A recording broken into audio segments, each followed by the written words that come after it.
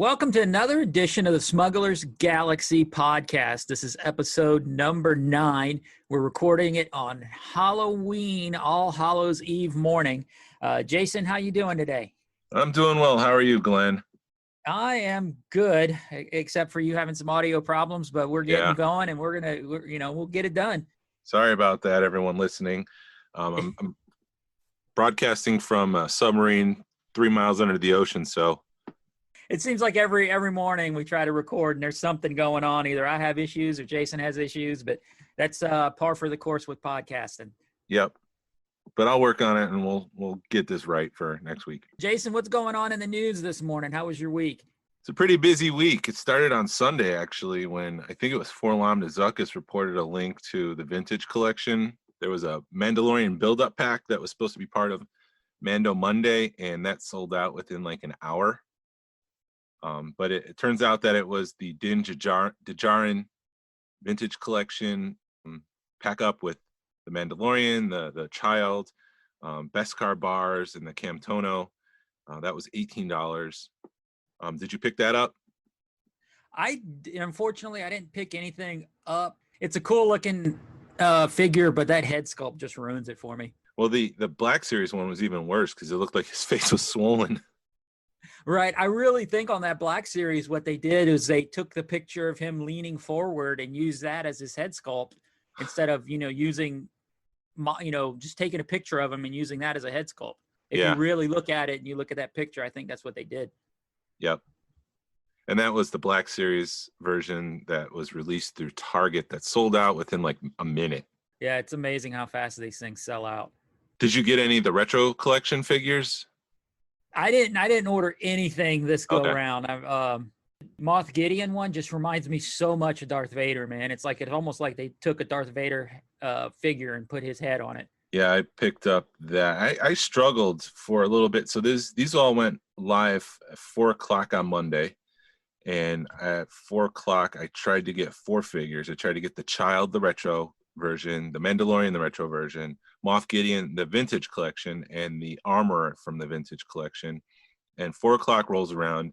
The Child wasn't available for pre-order, so I just clicked on the Mandalorian and those 2 vintage collection figures. It said pre-order, got it in my cart, went to go check out and said it was out of stock. And I'm like, these freaking bots, they got this again. And tried it again. I tried it for about 5 minutes, and then suddenly the Child came available, added him to the cart, 4 of them, and it was still saying out of stock. And then it just seemed to click, and I was able to check out with everything and pre-order them. I like them, but I just haven't pulled the trigger, and I've just got to watch what I buy right now. I like the style of the retro collection. I think they again, speak to that inner child, but they look like they were made to be simple for some reason when I look at them compared to like the original figures. It was like, this is the best they can do. This is the latest technology. But when I look at these newer ones, it's like these guys just made it a little too simple. I don't know. I can't explain it. Right. Yeah, I get what you're saying. I think they're trying to throw back to the 80s technology on stuff. It looks cool. I'm looking at them right now through the Hasbro website, and yeah, I like the way they look. The capes kind of throw me off just because, like you said, the Mando cape doesn't look like, it's not a cape like that. It's one that's draped over his shoulder or whatever. But, as far as it looking like it's coming, they look straight out of the 80s. Yeah. With the 2000 flare on them. I do like the Moff Gideon 3-inch, 3 3/4. I'm trying to find a picture. That dark with the dark saber. Yep.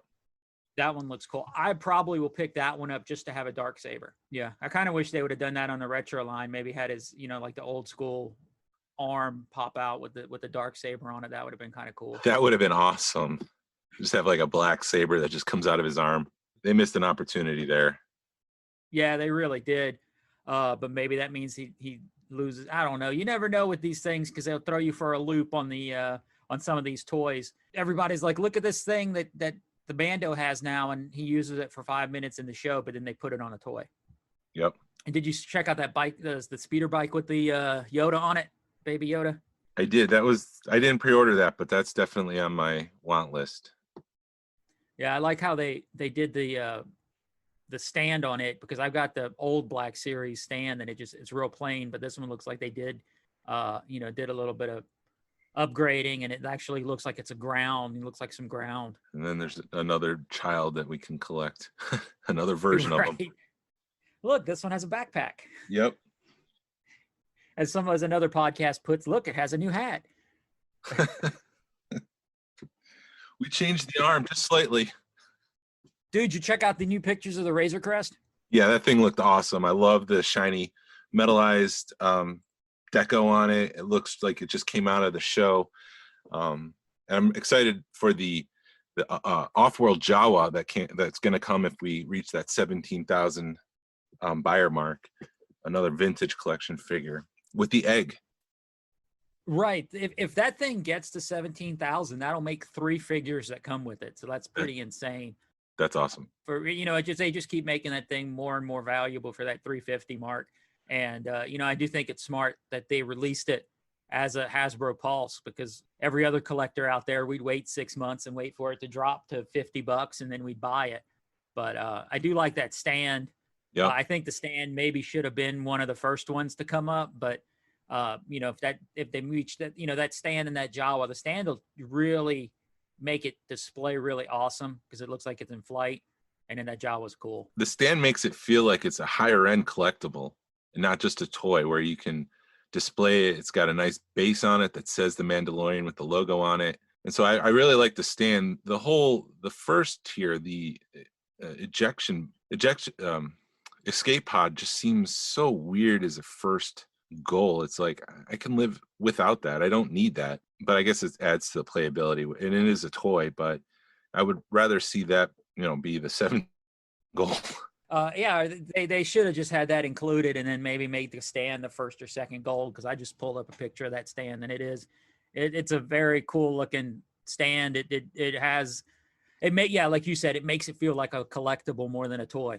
But yeah, I'm excited to get that. I can't, it's like I have to wait a year now, and that's going to be. Is it a year out? Yeah, they said next fall is when they would actually arrive. Wow. So have you backed it, or you're just waiting? I'm going to back it. I've been delaying it, but it's like, come on, just get it, because you are going to get it. Right. I just need to come up with the $350 and then justify spending $350 on a modern piece versus going and buying a vintage piece. That's what sucks about being a collector. You're always, when you spend a chunk of change like that on a modern piece, it's like, man, I could have bought carded figure I've been looking at, or now you can't get a first shot a vintage, but you can maybe buy a first shot modern, or come pretty close to getting something you've been wanting for a while. Yeah, up until recently, I would say that modern collecting is easier on the wallets, but just been overwhelming. And like we kind of been saying for the past couple of weeks, I'm gonna have to take a break at some point because it's just too much. And that was the thing with Mando Monday this past week. I'm like, they just released a bunch, and I kind of anticipated that Hasbro might have like one of those Mondays, and that the next Monday might be something else. Like, they had the waffle maker, they had the Instapot this past week, and I thought, those kind of products might be a week itself. Funko might have a week itself, but it was just all on this one Monday. And I'm like, I'm going to be so battered and bruised by the end of this Mando Mondays if every week there's something new Hasbro. Is it every week, or is it once a month? I thought it was every Monday. And, we'll get into the episode later in this podcast, so we don't spoil it. So if we want to talk Mandalorian, we can talk spoilers, and people can turn off the podcast before, if they hadn't watched that episode. But I'm thinking, if you introduce a character on Friday, that Monday you're going to see that figure. They release that as a figure, I'd have to get it, because that's going to be a cool looking figure. I also like the thing I really love about Mando, and I'm jumping the gun right now, but I'll get into it later. But I like the fact that they're releasing more different cosplay ideas, and releasing more characters, and releasing different ways to dress up as a person, because it's going to force all these costuming clubs to allow all that, because now it's quote unquote canon. Yep. Yeah, definitely. Yeah, my week was pretty boring, dude, as far as Star Wars goes. I did get a new droid head from Batu, and I painted that up because I got one of the R5 heads so I can put a face on it. How'd you get that? I got it off one of the Facebook groups, one of the droid builders Facebook groups. They've got people they've got actually people. They don't charge a whole lot of money because it's only $25 with shipping. They'll go to Disney and pick up a bunch of spare parts. They'll do the sabers, they'll do the droids, and they'll ship them out. I guess they do it just to kind of give them an excuse to go to Disney. And then there's also some people that'll do the Savvies run, and it's like $280 with shipping to, and they'll record it and make your saber the way you want it to. And you added teeth to yours, like Hondo's droid? Yeah, I did. I put a teeth on it, and then I took the bad motivator where it blew up and kind of in the back made a really nice burn mark. That's awesome. I may have dirtied them up a little bit too much, but it's Star Wars. It's not supposed to be clean. Yeah, I don't think you can get it too dirty in Star Wars. But I'm pretty happy with the way it turned out, and it gives my droid another feel. Yep, you can change that out. Yeah, I pre-ordered all that stuff, and then I went to Walmart. I was having a rough day on Thursday, and I needed to get out of the office, so I went to a Walmart that was kind of out in the middle of nowhere, and stumbled upon the Walmart exclusive, the Mandalorian Loyalist, which is it's my understanding that one's tough to get. I had told somebody in our group that I would pick up one, but I completely forgot because I was just having a crappy day. And I sent them a picture of what I had, and I posted it to our group. And within an hour, all the Loyalists were gone. So those are in high demand right now. And if you can grab one, get one, because chances are you're not going to see it again. Yeah, I haven't seen that one. I've seen the Darth Maul version, that Mando, and then I've seen the Carbonite Mandalorian, the 3 3/4 a couple of times, but I just, I have it in my hands and I'm like, oh, should I get it? And I end up putting it back because I don't want to, open up that can of worms. It's good that you listen to that good angel on your shoulder, because chances are I wouldn't. Cool looking figure, but then I'm already like, how many modern figures do I need? Yep, I'm going to have an honest conversation with myself going forward and saying, I just don't need the repacks or, updated deco. If they change the face out, it's like, is that really worth getting this figure when there's other figures that I want to buy? So I'm just going to have to make some rules for myself as to, because I was trying to be pretty completionist with the Black Series, but it's getting to the point where it's just, I can't get them all. When they re-released all the Rebels figures, I was like, crap, here we go. I'm gonna have to spend another $100. And then they're like, oh, we just updated the faces. So I was like, all right, cool. I just saved myself $100 because I don't have to buy them. And then you see them, and I could see, maybe redoing the Sabine. She looks really good. The Hera looks good, but it's not worth the extra money to redo those figures. That was a perfect opportunity to put Chopper in that Imperial disguise too, and to change things up a little bit, but it is what it is. I've actually got a custom Chopper that one of the guys in the club gifted me last Christmas that somebody had painted up in the Imperial disguise, and the guy did an incredible job with it. That's awesome. It's a cool figure to have. How do you feel about, did you see on all this Mando Monday stuff that to get the Stormtrooper, you have to buy the $50 Monopoly set? Yes, I did see that, which sucks because that's a troop builder right there, and nobody is going to buy 10 of those Monopoly sets to get 10 remnant Stormtroopers. It's just you should have put the Mandalorian in that one, to be honest. Yeah, that would have made more sense. And again, if you're a completionist like me, you're going to buy yet another Monopoly game. Yeah, as I was walking downstairs to get ready for the podcast, I saw we had a Walking Dead Monopoly game, and I'm like, why the heck do we have that? Yeah, I have the original trilogy Monopoly game. I have the one Monopoly game. I didn't get any of the Force Awakens, Last Jedi versions, but Mandalorian. I love the Mandalorian. I love Monopoly, so chances are I'll probably pick this one up. I'm trying to pull it up right now, and my computer's being a little slow, so I can look at it. But yeah, I feel you, because you can only play one version of Monopoly at a time. Even though it is cool, it looks like they have the Beskar credits and stuff. Probably be a cool version, but yeah, like you said, how many versions of Monopoly do you need? The last time, and I play Monopoly with my family. The last time we played Monopoly, which was maybe a couple months ago, we started at 8. It wasn't a school night, and we played till about midnight. It ended with tears, and I love Monopoly. It is a cutthroat game.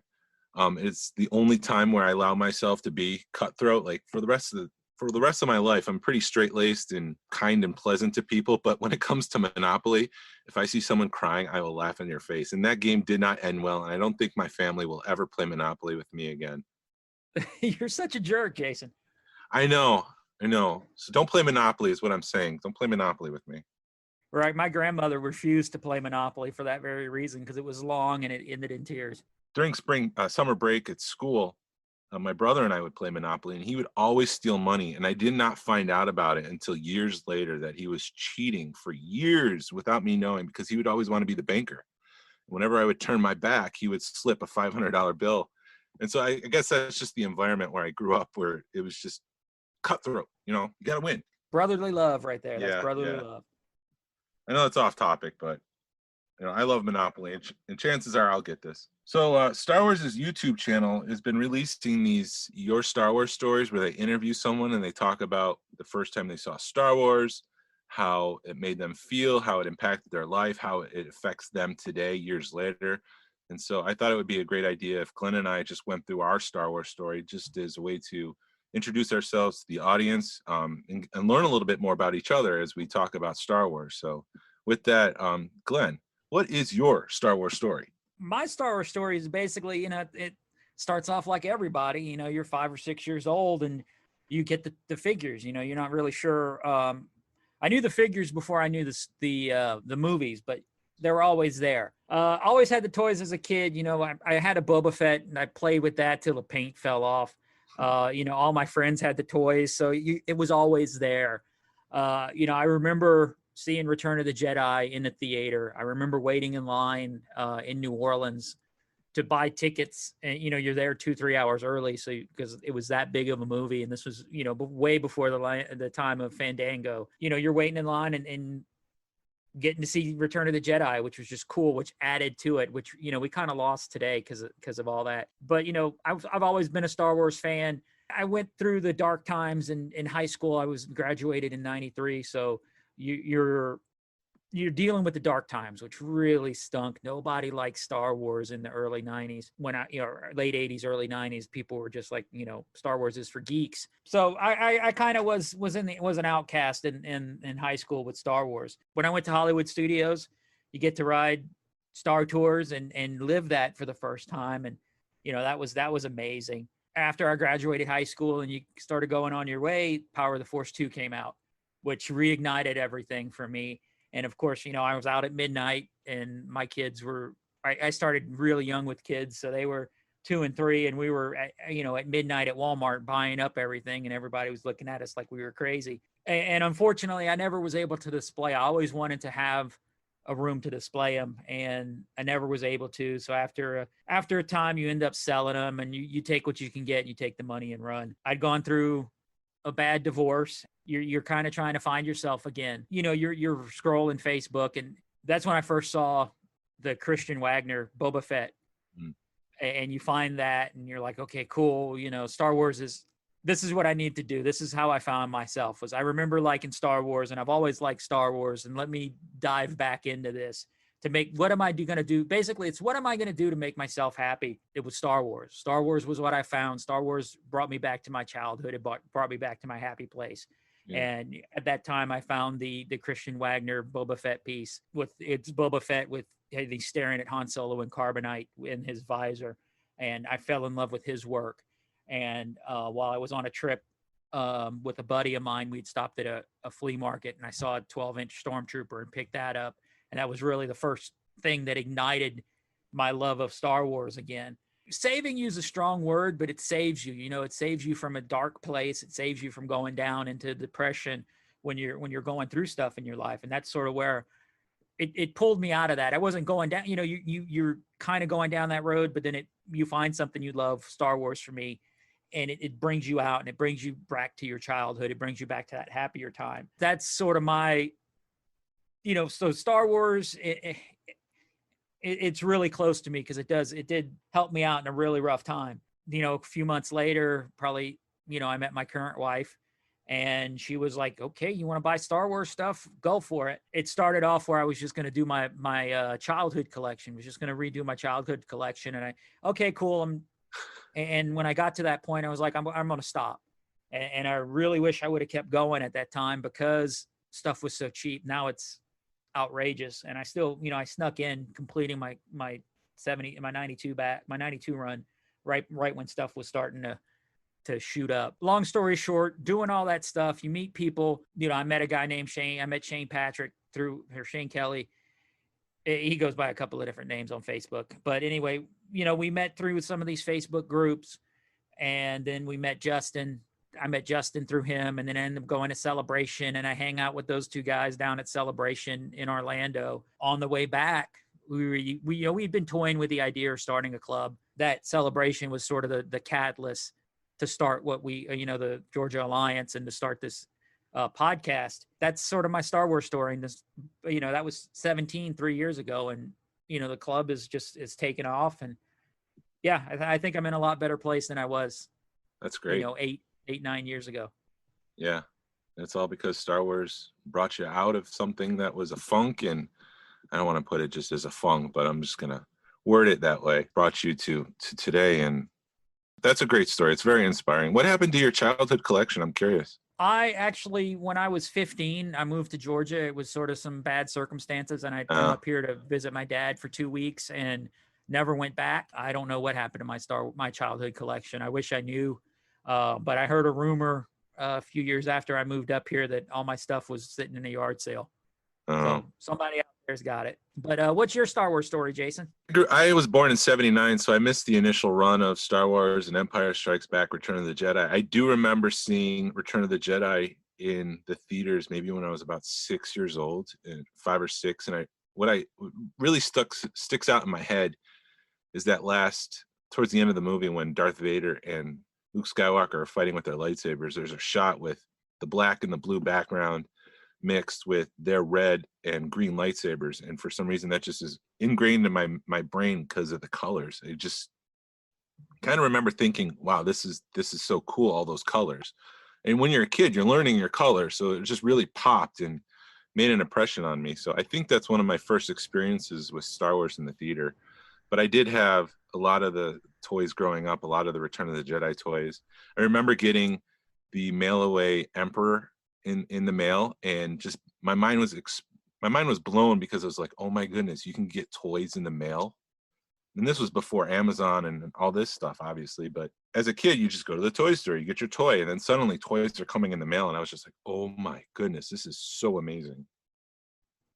But then later in the 80s, I remember walking into my family room, and all my He-Man stuff was in one pile, and all my Star Wars stuff was in another pile. And my parents were trying to clean up a little bit, and my dad said that he doesn't think Star Wars had a future. And obviously He-Man was still on TV. So they decided to donate all of my childhood stuff. So that was the Imperial Shuttle. I remember having speeder bikes, the Emperor. I had a Luke Skywalker. I had a bunch of them, but yeah, that's all gone. And then the Dark Times came in, and I just kind of moved on without it, because I don't think I had the big gravity pull that a lot of people had late 70s, early 80s, because I was so young that it made such a big impression on me. And so growing up, I was never really felt like I needed to reclaim those toys until the Micro Machines came out. Micro Machines was big with me and my brother. We would collect the regular Micro Machines, and then they came out with the Star Wars Micro Machines, and we started getting those, and those were a lot of fun to play with. We would go, my parents were divorced. My mom lived in New York. My dad lived in Miami. So every summer we would go down and live with my dad. And, we're in a new city. We don't know anybody. We would play with these Micro Machines. We would set up the play sets in different parts of the house, and we would just let our imaginations run wild. I think I was about 13 years old, but I was still playing with Micro Machines. And then Power of the Force 2 came out, and I started getting those. I remember getting the Luke Skywalker and thinking he's rather buff, but it's a Star Wars figure, and I love Star Wars. So started with that, and that continued throughout high school, and take a lot of inspiration from Star Wars. In my life, I'm very creative. I'm making videos, I'm writing things. I remember watching the Force Awakens trailer and feeling the first teaser trailer and feeling really pumped and amped, and running to my computer and just started writing.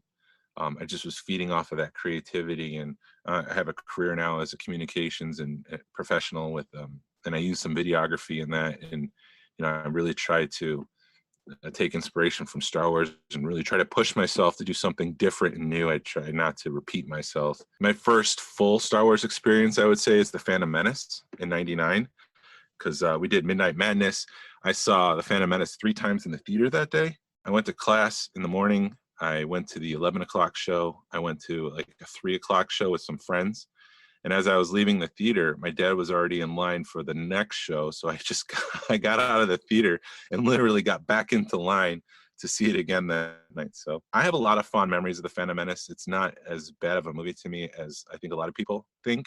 To me, I don't like Attack of the Clones as far as the prequels go, but Phantom Menace was a lot of fun. I remember the Midnight Madness was just, Star Wars was everywhere at Toys R Us. You would walk in and that whole front section was Star Wars, and then you'd go down the action figure line and it was all Star Wars compared to now where it's just a small little section.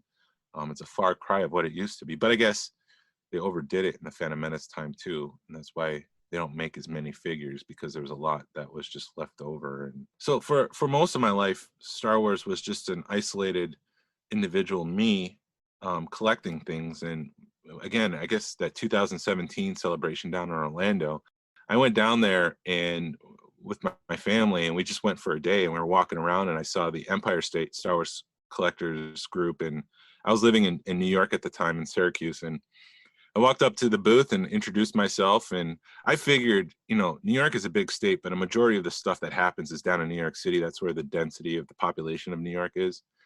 And I just figured that whoever I talk to will live down there, and I probably won't be able to make it down to those meetups or anything like that. So I just introduced myself and actually met a guy named Fonz who lived literally a mile away from my house. And so it was just crazy to me that I had to travel all the way down from Syracuse, New York to Orlando, Florida to meet someone who lived a mile away and has an incredible Star Wars collection. And that was my first foray into this community of the Star Wars community. And when we moved from Syracuse to Georgia, I was scrolling through Facebook trying to find a group and found the Georgia group. And I think a lot of my big interactions with Star Wars lately, and some of my favorite interactions, has been through these communities and seeing people's collections and how they display things, talking to them about their collections and learning, how does Star Wars relate to their lives and why they collect the things that they collect. A lot of people focus on one particular item, and it's always fun to learn about that. And I think for you, it's that Christian Wagner stuff. I mean, did I say his name right? Yes. Yeah, Christian Wagner stuff. And learning about why you like it so much and how that made an impression and how much it kind of resonated with you, and it pulled you out at a time that you needed to see that. So yeah, I think that's my Star Wars story. Yeah, that's awesome. You do have an impressive collection of Micro Machines, and I love your story behind it, how you and your brother played with it, and it holds a special place in your heart. And that's the one thing I really like about going to people's collections, is you find that one item or one thing they gravitate towards, and that's why they collect it. Yeah. Like Micro Machines, it's not, I don't want to say it's not that popular or whatever, but it's not, I guess I don't want to call it odd or anything, but you wouldn't expect it in somebody's collection, and yet you got this huge collection of it, and you're like, well, this is what me and my brother played with, and part of it's, one of these is mine, one of these is his, and that's why I've got it, and I've kept on to them all these years. And it does, I kind of envy people like you who have pieces that they played with when they were kids, because that makes that piece more special. I mean, that's why we collect the things that we love. We love Star Wars, and I think it shows in collections. Micro Machines is not like the top tier of collecting. I think the vintage stuff takes first place, and a lot of the modern stuff, because that 3.75 scale is what really resonates with people. But Micro Machines, for some reason, just hit me at the right time, in the right situation. My brother and I were just playing with it and letting our imaginations run wild, and that's what we love. And we collect what we love.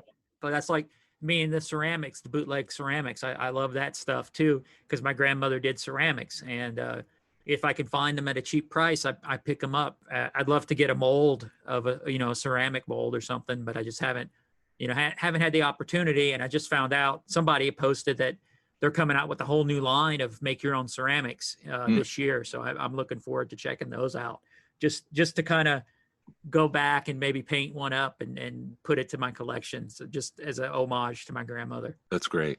And going back to Christian, it blows my mind that I've got so much of his stuff, and I consider him a friend, and that blows my mind too. But it comes from this club, and it comes from just knowing people. You're able to somebody who you love, love their work, and they know who you are, and it's just with this is a good community, Star Wars people, and the Georgia, just Star Wars people in general. It's fun. And hearing your story about meeting Fonz at Celebration, because that's how me and Justin finally hung out, was driving 8 hours to, it's the same. We don't live as close as a mile, but we're 20 minutes apart, 30 minutes apart, and it took us driving to Orlando to really hanging out, just like with you and Fonz. Y'all are a couple of miles apart, and you had to drive, fly down to Orlando. And another thing, the great thing about how my experience and your experience has kind of evolved, we've gone from kind of being by ourselves to meeting people who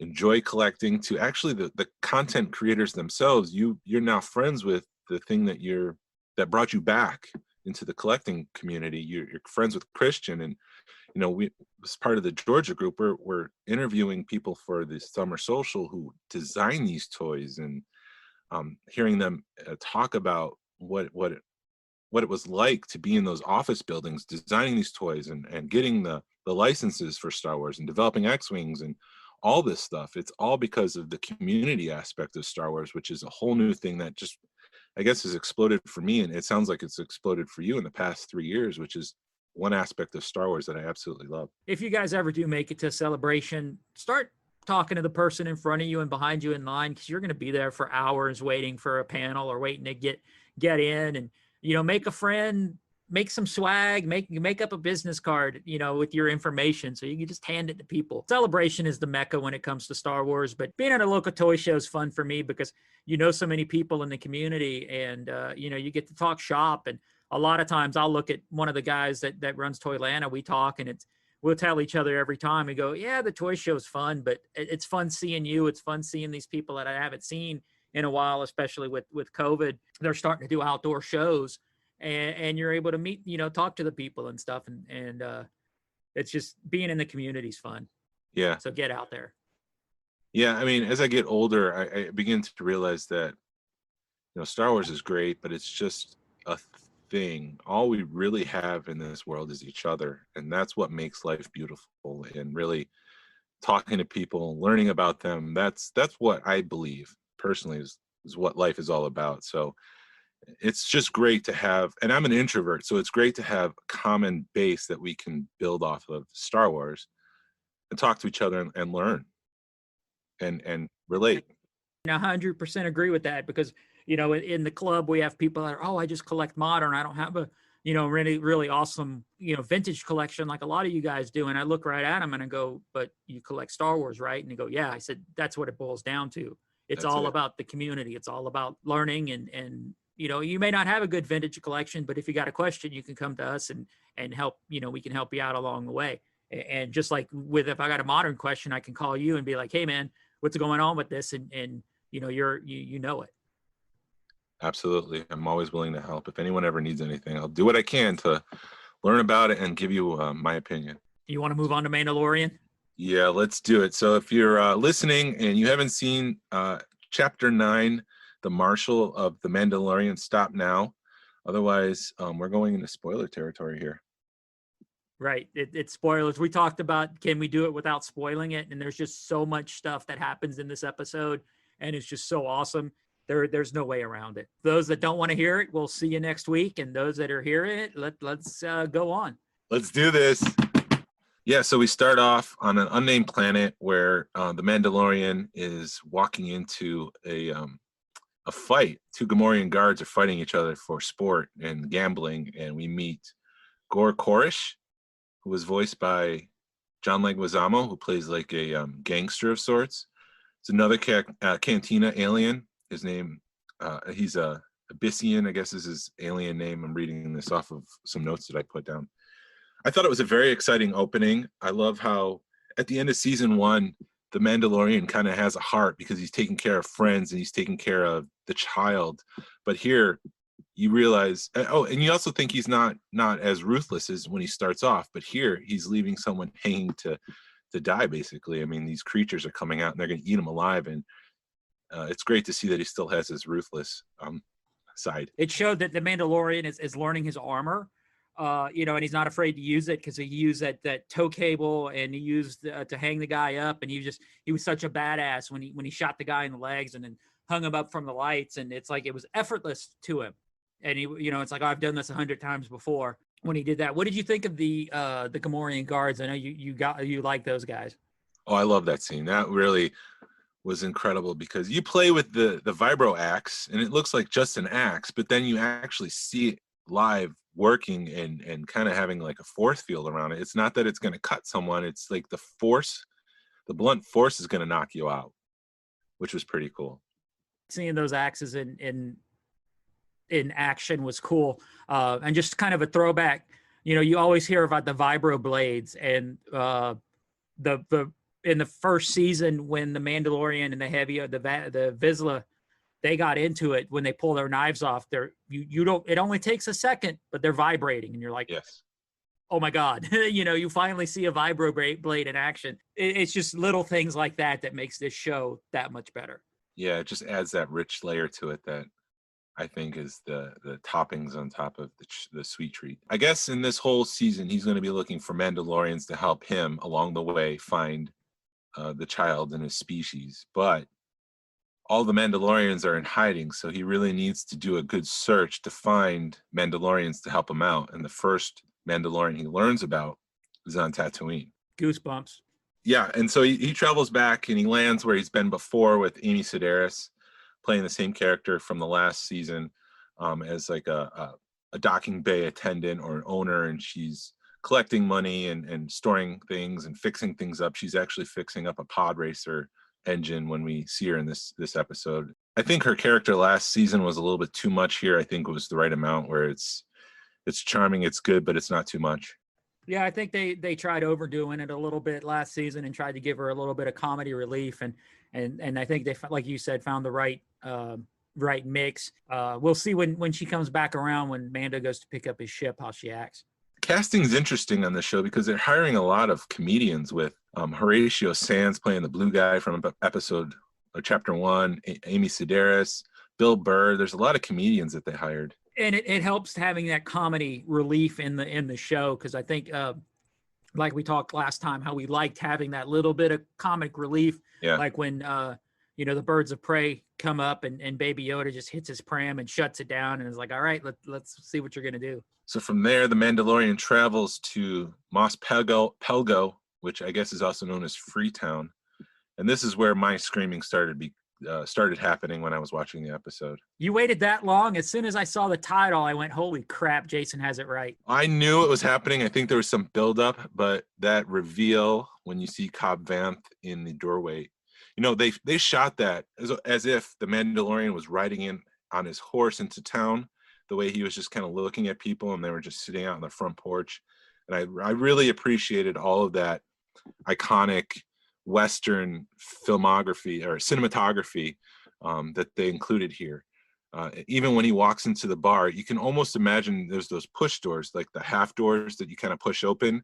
You can kind of see that it was the same kind of angle as he walks in. He talks to the bartender, which was a weak way. I love seeing, again, original trilogy characters in this. And then, he says, I'm looking for a guy with Mandalorian armor. And the weak way goes, you can ask yourself about it. Ask him yourself. And then there's the reveal. What did you think of that?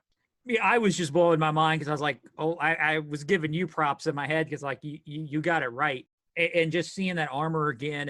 And like I said earlier, I look more at, that's going to be an awesome character to cosplay, or at least this character is going to force the 501st and the Mandalorian mercs to change their costuming rules, because I've always wanted to build a costume like that, but not, wanted to build a Mandalorian costume, but not overdo it and do it real light. Seeing the armor again was just amazing. And what was funny is when Cobb Vanth comes up and sits down and gets the drink, if you watch when he sits down and he takes his helmet off, yeah, you can almost see the whoever was in the armor at that moment played it perfect, because you could feel the disappointment when the helmet comes off. Yes.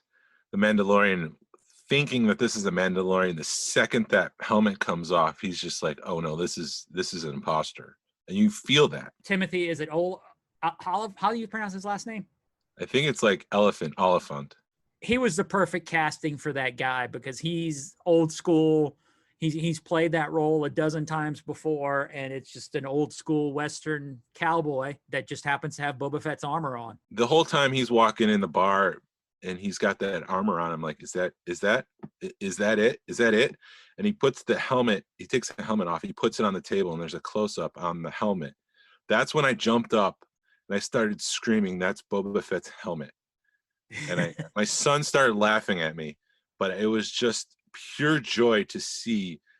Disney bought Star Wars in 2012, and since then they've done absolutely nothing with Boba Fett, which is a star character, and they've been saving it for something, and they've been saving it for this moment. And so this was just, for me, the climax of waiting. I mean, it was just, oh my God, it's here. I would much rather wait those 12 years and get what we're getting than getting him pop up in the background of a movie somewhere. This is what they've been waiting for, and thankfully we're finally getting it, and they're doing it right. Yep, absolutely. And they're adding layers to it. So it's not just Boba Fett, it's his armor. There's another story here that I thought was interesting. We said last week, these guys are nerds, and they ad-libbed the story a little bit because of time, but what you said last week, they pretty much kept true to that story. Rocket firing Boba Fett armor. I mean, it's just great. When he shot the rocket, he did like the 3 3/4 figure, how they had it all set up. You know, when they show him bending over, like every time he fired, he bent over and fired it. Yes, because he could have just stood there and shot it up, and you know, it could have made like a go straight up in the air, come back down like it's being pulled by gravity. But no, he bent over like he's a 3.75 action figure, and he shot it out. That was great. And then from there, they go out to talk to some Tusken Raiders, and we learn a little bit more about Cobb Vanth, but he's riding a pod racer engine. And it looks just like Anakin's pod racer, so yes. That was a cool throwback. I had trouble with that. I felt like that was a little too far for some reason, and I can't pinpoint exactly why. But I guess that was just a little too much fan servicey. I don't think, maybe a little bit fan service. Maybe it isn't Anakin's. I mean, I don't think it is, but it sure to heck looks like it. I like the Kit Bash feel that they're going for this show, and it feels like they said, all right, I've got a pod racer engine. I need a speeder bike. Here's a pod racer engine. Let me slap a seat on it, and I'm good to go. Yeah, I don't want to make a big point of it. I just felt, there's, I guess in the universe, there's so many different pod racers and pod racer engines, and for him to pick this one and to end up on this show, I just felt like it was a little too much fan service. But I think for the rest of the episode, it's great. So I'm just going to ignore it and move on. But from there, they go meet Tusken Raiders. They kind of negotiate how. So the big problem is that the Mandalorian wants Boba Fett's armor because it's Mandalorian armor. It doesn't belong to Cobb Vanth. It belongs to Mandalorians. But there's this crate dragon, which we've seen in episode 4, but we've never actually seen a live action piece like this before. And so what they need to do is they make an arrangement that if the Mandalorian helps kill this dragon that's been plaguing the town, that he can have the armor. So they enlist the help of Tusken Raiders. And I felt this part got a little sluggish for me, and I think it's because, out of all these Tusken Raiders and even some of the villagers, there's only 2 people that I care about, but there's a lot of just them talking and building up for the third act, and I felt like this part got a little slow for me. What did you think? Maybe a little bit. I did like the fact that you're developing this character that we don't know a whole lot about, and their communication and stuff. It may have got a little slow.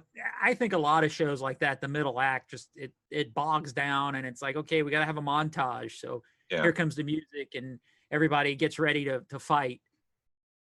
Yeah, I think absolutely. I don't mean to lead you down that road. I mean, if you thought it was great, then say it. But I think, that's a problem with these build-up scenes from Act 2 to Act 3, that it can be slow, and it's tough to make that transition. But once we get to Act 3, oh my goodness, thank the maker. This thing was incredible. And after you said that, thank the maker, I really thought I'm going to jump backwards a little bit when she sees Baby Yoda in the droid pit or the docking bay.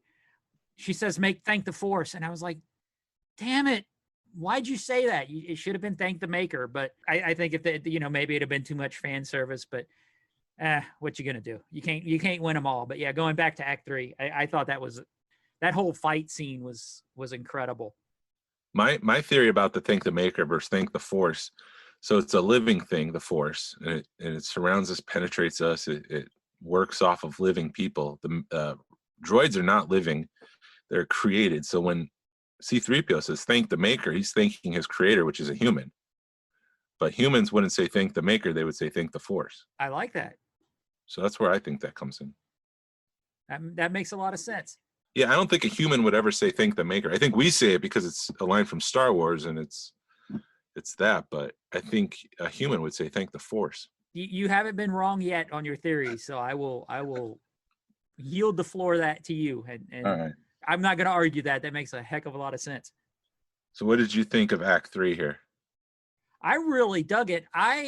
What I like is Cobb, he knew how to use that armor. He, spent time in that armor. When him and the Mandalorian take off and go after that dragon, I was just like, whoa, because he may not have been a Mandalorian, but I think he represented the armor well, and like I said, he learned the backpack and learned everything. And I'm jumping ahead a little bit, but the fight scene was cool. I thought it was kind of funny when this may be actually Act 2, but when the dragon ate the sand person and Mandalorian goes, I think we're going to need a new plan.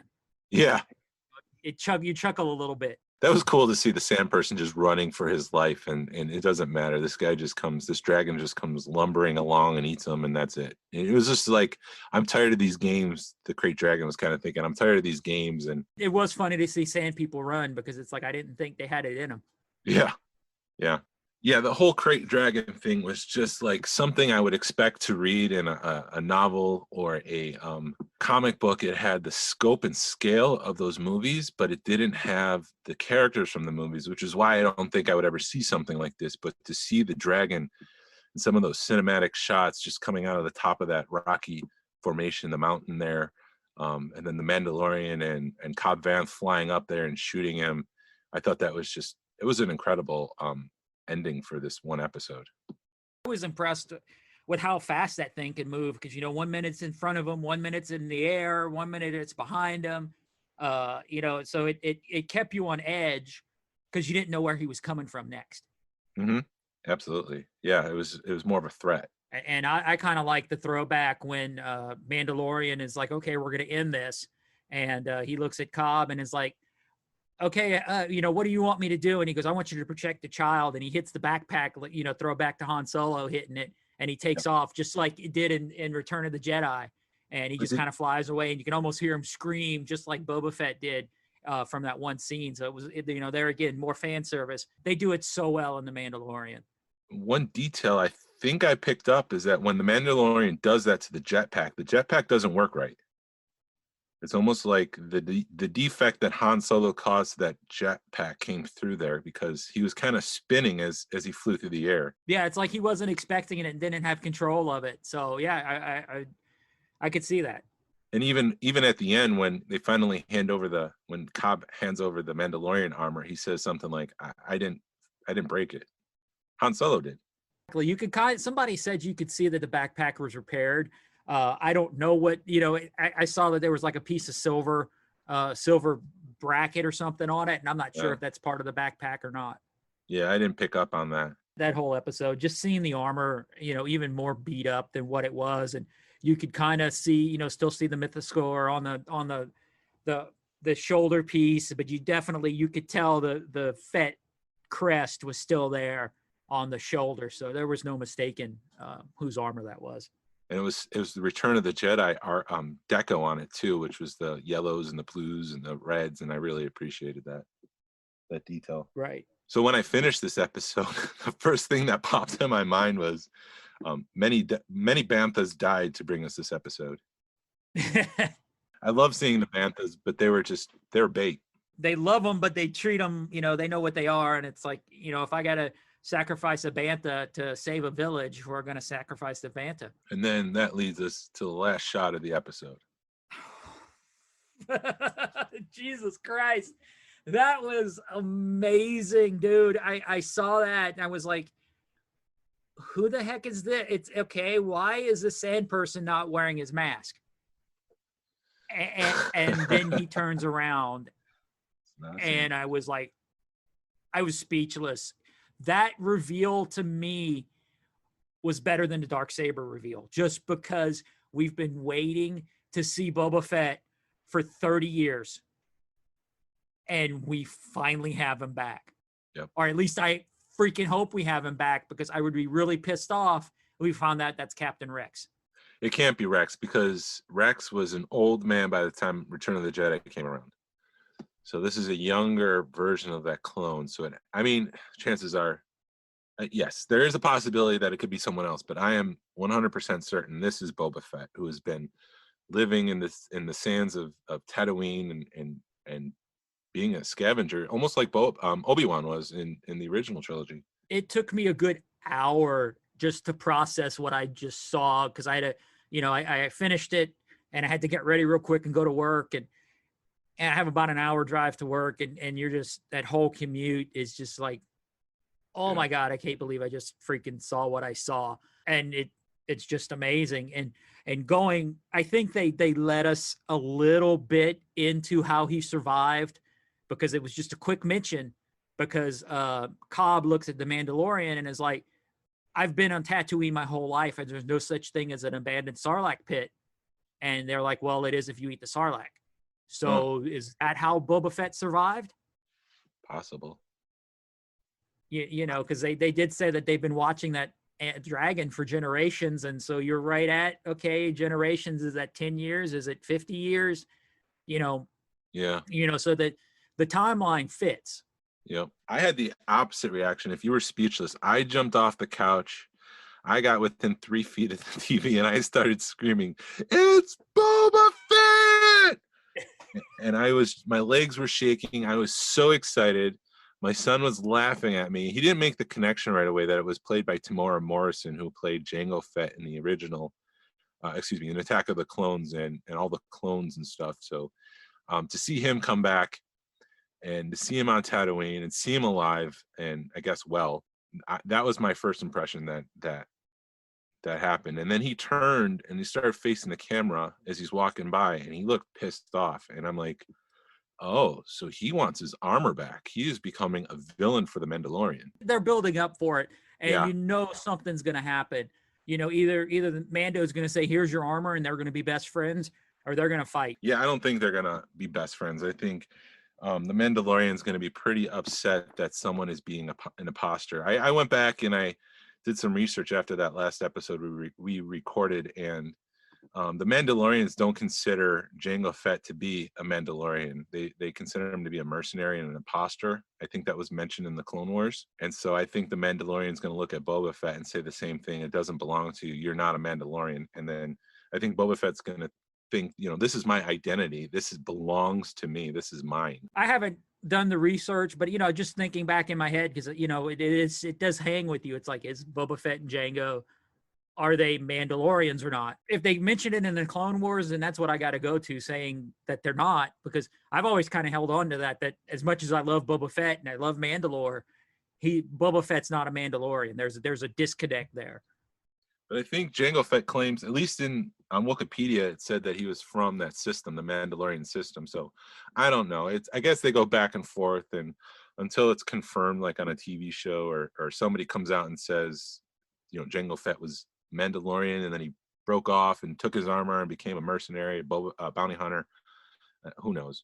That's like we talked about last week. That's sort of what Disney's doing right now, is they're rewriting the canon. There was one of the books, I've read so many of the books I can't remember, but there was one where Boba Fett, he's alive and he's doing, he's basically a billionaire because he's done all these stock trades and stuff, and something happens and it's mentioned that he's not considered a Mandalorian because he wasn't brought up on Mandalore, wasn't born and raised on Mandalore, even though he's trying to make that connection now, but they still feel that he's not a Mandalorian because of that fact. My mind's racing a mile a minute right now thinking, so, okay, Boba Fett's a bounty hunter. Maybe the the remnants of the Empire put a bounty on the Mandalorian, and he sees this is a way to get back into things and get his armor back if he can track down the Mandalorian. I don't know. That'd be awesome. It's going to make for a fun season.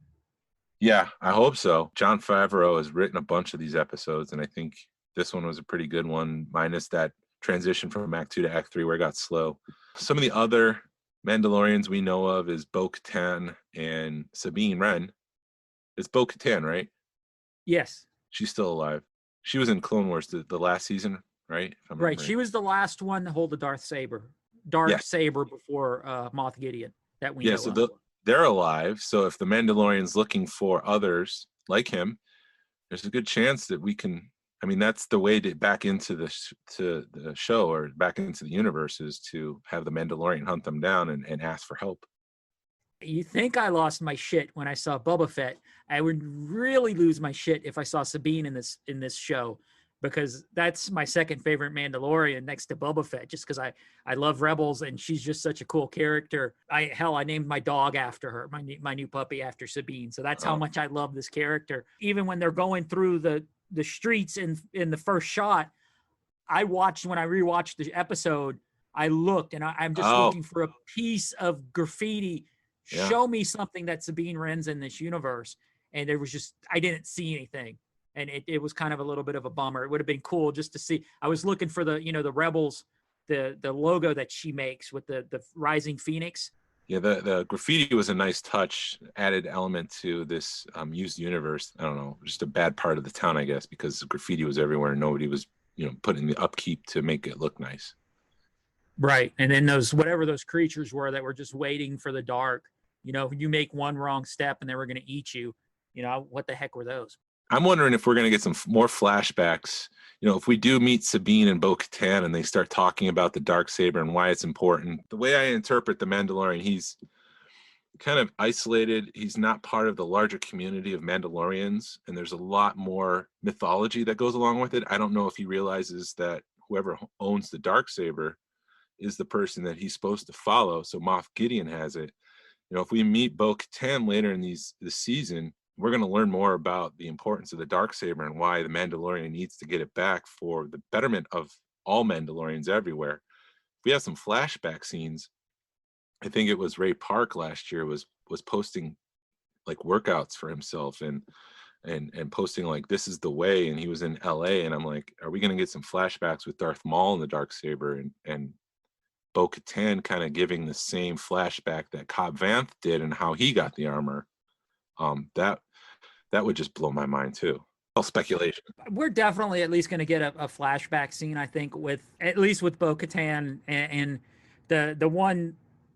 You don't know when they show that one wrestler in the previews. It's like, is she a Jedi or is she Sabine? Because people are kind of, that may be Sabine, but I don't think her haircut's right to be Sabine. Yeah, I can't wait. I mean, it's all speculation, but I can't wait to see what this season has in store. And episode 1 really, chapter 9, I should say, really took off with a bang and set the bar high. I mean, how do you top that last act with the battle with the Krayt Dragon? I mean, the Mandalorian versus a Krayt Dragon, and he takes it down. It's just, what more can you do? That whole run of how he got eaten, and then you see the dragon pop back up, and he's electrocuting it as he spits him out. And then right at that moment, he gets spits out, he blows it up. You're like, okay, cool. I'm excited for this season. I rarely am, but it's like you started off so high. You better keep it going, because if next week sucks, we're going to all be disappointed. Yeah, we'll have to wait and see, but we'll need some quieter episodes to get over the reveal of Boba Fett. I mean, you're not going to top that. I'm going to have to set my expectations going into the next couple episodes. I have a feeling that we're not even going to see Boba Fett for another episode or two. At least, like you said, we'll get a breather in this episode, the one coming up next Friday, and then go from there. Oh, real quick before we wrap up. Yeah. So chapter 5 ended with some feet walking to that dead body on Tatooine. So do you think that's Cobb Vanth, or do you think that was Boba Fett? I mean, it's all speculation at this point, but I mean, what does your gut tell you? After seeing, I think if it would have been Cobb, he would have mentioned it. Or we would have seen her at least in some, hanging out in the town, but it's down to those two guys. It's got to be one of those two guys. I guess I'm leaning towards Boba Fett because he would be out there if he's just a loner making his way through the desert. He would want to pick off things from that I guess that body to see what he can use. So I guess I'm leaning towards Boba Fett. That's who that was. So he's been there since the first season. Well, I mean, what happens if he goes back to his lair and she's sitting there waiting on him and they've teamed up and now they're going to go after the Mandalorian together? That would be great. That'd be freaking awesome. I mean, it's just this is the way. This is Star Wars. So, like I said last week, man, these two guys, they know it. They know the Star Wars universe, and they're bringing characters back that the diehards know who they are, but the people who are just learning, you got to go do some research. After voting this week, make sure at the bottom of your ballot add Jon Favreau or Dave Filoni for Lucasfilm president. Disney, let those two guys run Star Wars, please. Yeah, I think Dave Filoni would be a great candidate because he was kind of handpicked by, although I don't want him to stop making this stuff. I don't know. I don't know. I talked myself out of that real quick. He could still make stuff if he's running Lucasfilms. Yeah, I don't know. It's great stuff. Great stuff. And then I'll say the other thing. When Cobb Vanth was first seen, this is how my brain works sometimes too. When Cobb Vanth first walks into the bar, we see him for the first time. My brain was like, I want that action figure. Amen. I want that one. I want Scavenger Boba Fett. Like, you already have the head sculpt. I have like 12 different Black Series clones here with removable helmets and Tamora Morrison's likeness. Give me the Boba Fett one. I think if we're doing a Mando Monday this Monday, that's who the reveal will be, because that's a figure that I'll be like, all right, screw all the Clone Wars Mandos. I want that Mando because, like I said, I love the look of that character. I love the way that it's, like even the Mandalorian, because, I've looked into joining the Mercs, and they're all hung up on like a cod piece. And you look at the Mandalorian, he doesn't have a cod piece. He's got half what the Mandalorian Mercs wants you to have as far as being, joining their ranks. And I'm like, so it forces everything. And I think it's just going to open up a whole new world of cosplay. This one show is going to open up a whole new world of cosplay, and I can't wait. Of all things to get hung up on, let's not get hung up on a cod piece, guys. Right. That's like Batman Forever territory right there. It is. And they're serious about their armor, man. They are very serious. No, I get that, and I respect it. I mean, it's great that there's a group out there that is dedicated to making accurate armor. Let's be a little bit more flexible. I guess if you don't want to be part of the 501st, like I have a Darth Vader costume. It's nowhere near regulation for 501st. It's just something I bought off of Amazon real cheap, but I'm happy with it. I don't need the perfect armor. This is personally, I mean, I'm not against anybody who wants that, but I just don't have the time to invest. So if you want to be part of it, just do your thing, just make it, but just don't expect to be part of the 501st because they have strict rules. All right, guys. Jason, I think we're going to go ahead and wrap it up because we're well over an hour, but I knew it would be when we brought up the Mandalorian. Yeah. Thanks for joining us, Jason. Where can they find you on social media? Yep, I'm on Instagram, Jason Wasulko, WASULKO. Visit my website, wasulko.com. And I guess that's it for me. Yep, awesome. You guys can find me on Instagram at Cajun Fett. You can find the show at Smugglers Galaxy on Instagram, Facebook. If you guys listen to us on iTunes, give us a like, give us a review, because that helps us out in the schematics or whatever that iTunes does. I'm downloading a bunch of stuff, trying to get us uploaded on every possible, Spotify, iTunes, Stitcher, whatever I could put a podcast on. I'm working on getting us on there so you can listen to us on a bunch of different platforms. Thanks for joining us. The 40 or so people that have downloaded the episode, share it, tell your friends about us. Let's get those up. Thanks for listening. This is the way. This is the way. This is the way. We're wanted men.